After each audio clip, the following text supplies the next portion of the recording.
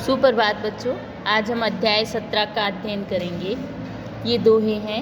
इस पाठ में विभिन्न संतों के ज्ञानवर्धक दोहे दिए गए हैं। दोहे में कही गई गूढ़ बातें हमारे लिए अंधेरी में मशाल का काम करती हैं। इन दोहे रूपी मशाल से हम जीवन से अंधकार मिटाकर प्रकाशमय सफल जीवन जी सकते हैं। अब ये दोहा है। गुरु गोविंद दोनों खड़े काके लागू पाए, बलिहारी गुरु आपने जिन गोविंद दियो बताए। मतलब इसमें कवि कहते हैं कि गुरु गोविंद यानी गोविंद मतलब भगवान और गुरु मतलब हमारे गुरु। गुरु और गोविंद दोनों खड़े हैं, पर पहले किसके पाँव छूऊं? बलिहारी गुरु आपने गोविंद दियो बताए।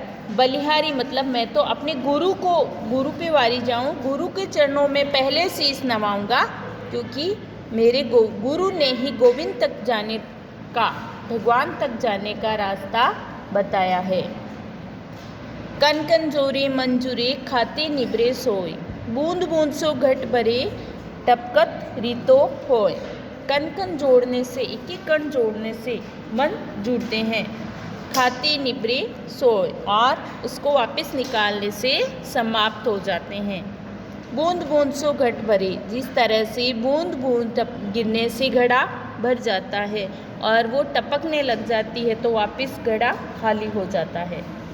भले बुरे सब एक से जोलो बोलत नाही, जान परत है काक पिक ऋतु बसंत की माही। भले और बुरे सब एक जैसे होते हैं जब तक बोलते नहीं हैं। जब तक इंसान बोलता नहीं है तब तक उसका पता नहीं चलता है। जब वो बोलने लग जाता है, मतलब समय आने पर जब वो बोलेगा तभी उसका पता लगता है। जिस प्रकार कौवा और कोयल एक जैसे होते हैं, लेकिन बसंत ऋतु आने पर कौवा है वो कड़वा बोलेगा और कोयल जो मीठी बोलेगी तो उनके व्यवहार का पता चल जाएगा। दुख में सुमिरन सब करे, सुख में करे न कोई, जो सुख में सुमिरन करे दुख काहे का होय।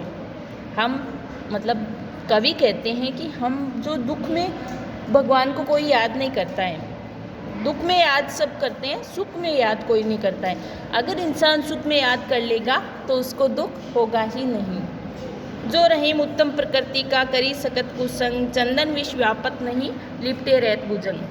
रहीम जी कहते हैं कि जो उत्तम प्रकृति के हैं, अच्छे व्यवहार के लोग हैं, उनकी संगत करे रहना चाहिए। का करी सकत कुसंग, कुसंग मतलब बुरी संगत। उनके साथ में अगर बुरी संगत वाले रहेंगे तो भी उनके ऊपर असर नहीं होगा। चंदन विष व्याप्त नहीं, मतलब जो चंदन का पेड़ है उसमें कभी जहर नहीं होगा, क्योंकि अगर उसके ऊपर सांप भी लिपट जाए चंदन के पेड़ पर, लेकिन सांप का विष है वो चंदन के पेड़ पे नहीं चढ़ेगा। बिगड़ी बात बने नहीं लाख करो किन कोई, रहीमन फाटे दूध को मथे न माखन होए। रहीम जी कहते अगर बात बिगड़ जाती है तो लाख प्रयत्न करने पर भी नहीं बनती है। जिस तरह से फटा हुआ दूध होता है, लाख कोशिश करने पर भी वो ना तो मथा जाता है उसको और ना ही मक्खन होता है। रहीमन धागा प्रेम का मत तोड़ो चटकाए, टूटे से फिर ना जुरे जुरे गांठ पड़ जाए।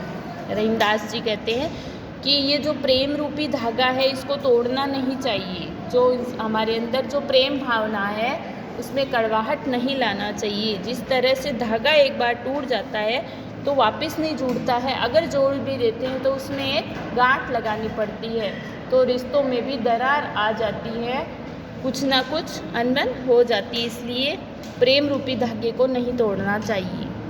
तरवर फल नहीं खाते सरवर पिए न पानी, कहीं रहीम पर काजी संपत्ति संचय ही सुजान। मतलब जो सरोवर मतलब तालाब, तरवर मतलब पेड़ और तालाब दोनों एक जैसे होते हैं। ये दूसरों के लिए जीते हैं, परोपकार की भावनाएं में होती है। पेड़ है वो फल खुद नहीं खाते हैं, दूसरों को देते हैं। और जो सरोवर मतलब जो नदी या तालाब है वो भी पानी खुद नहीं पीती है, दूसरों के लिए पानी रखती है। तो मनुष्य को भी परकाज मतलब दूसरों के हित के लिए या परोपकार करना चाहिए। तो ये दोहे आप वापस पढ़ना और याद करना। धन्यवाद।